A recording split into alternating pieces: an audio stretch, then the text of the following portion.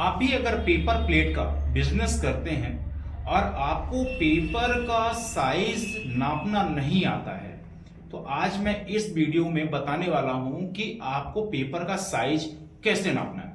तो हेलो दोस्त, मैं हूं आपका दोस्त वीरेंद्र और आप देख रहे हैं हमारा चैनल रुद्र इंजीनियरिंग। हमारी कंपनी मेक इन इंडिया के तहत पेपर प्लेट की मशीनें एवं रॉ मटेरियल मैन्युफैक्चरिंग करती है। हमारी कंपनी बेस्ड है मध्य प्रदेश शहर रीवा पे, जो कि सारी मशीनों को हम लोग पूरी अपने कुशल मैकेनिक के द्वारा कंप्लीट कराते हैं और सारे कस्टमर को सपोर्ट करते हैं और ऑन साइट सर्विस भी प्रोवाइड करते हैं। अगर आपको कोई भी मशीनों से, पेपर प्लेट से, मशीनों से कोई भी संबंधित क्वेश्चन है तो आप मुझे कमेंट सेक्शन में पूछ सकते हैं। यहां पास आप नंबर भी देख रहे होंगे, रिफ्लेक्ट हो रहा होगा, इस नंबर में भी नंबर कॉल करके आप जानकारी ले सकते हैं। तो पेपर प्लेट जो एक साइज होता है कि लोगों को इश्यू रहता है कि लोग लोकल वेंडर से ना लेके बाहर के वेंडर से एक प्रलोभन के तहत ले लेते हैं कि वहां मशीन सस्ती मिल रही है।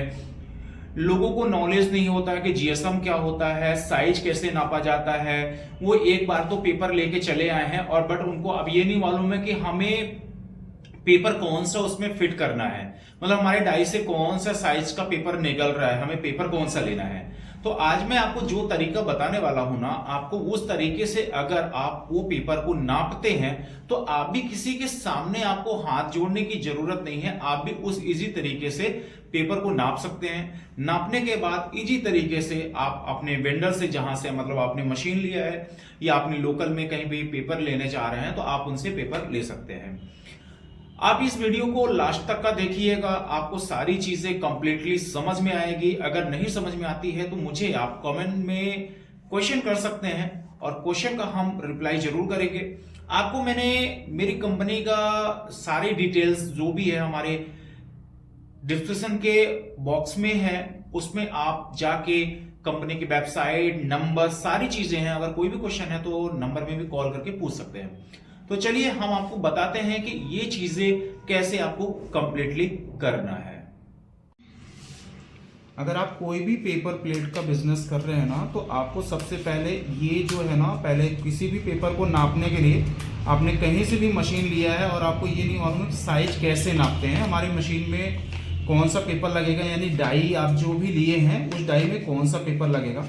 तो कोई भी आपके जो डाई से प्रोडक्ट बन के निकला है या आप जो भी मार्केट में काम करना चाह रहे हैं, तो उस प्रोडक्ट को पहले आपको इस तरह से पूरा प्लेन कर लेना है। प्लेन करने के बाद आपको पूरा इस टाइप से फोल्ड करना है, दोनों को एकदम बराबर हिस्से में रख लेना है। जैसे ही आप हिस्से को बराबर करेंगे ना, तो आपका ये कोना और ये कोना सेम हो जाना चाहिए, क्योंकि हम यहाँ पास से पेपर का साइज पता करेंगे, वही साइज से हम पेपर को वो कर लेंगे। और आपको स्केल ले लेना है। स्केल अपना यहां से 0 से लेंगे, तो जैसे हमारे यहाँ पास 5.4 आ रहा है, तो यानी ये माना जाएगा कि ये 6.5 इंची का पेपर है, सॉरी 5.5 इंची का पेपर है।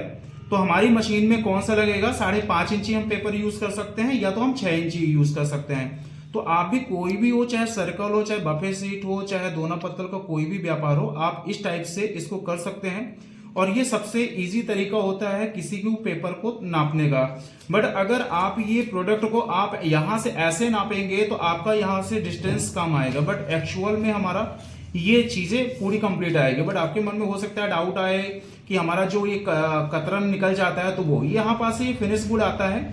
इसके बाद ही आपको ना 2 मतलब यानी आपके पास 5.5 है ना, तो आप उसको 5.75 बोल सकते हैं या 6 इंची बोल सकते हैं। तो इस टाइप से आप इसको नाप सकते हैं। जिस मेथड से हमने इस पेपर को नापा, आप कोई भी साइज पेपर लीजिए, मतलब जो फिनिश गुड है, बना हुआ है, आप उसको पेपर को नाप सकते हैं और उसी साइज का पेपर आप मंगा भी सकते हैं।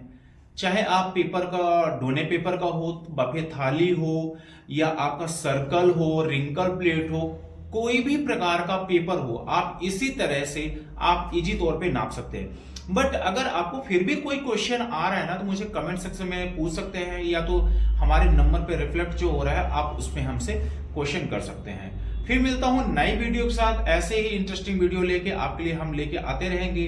अगर कोई भी क्वेश्चन है तो आप मुझसे जरूर पूछिएगा। फिर मिलता हूं नए वीडियो के साथ, तब तक के लिए बाय बाय।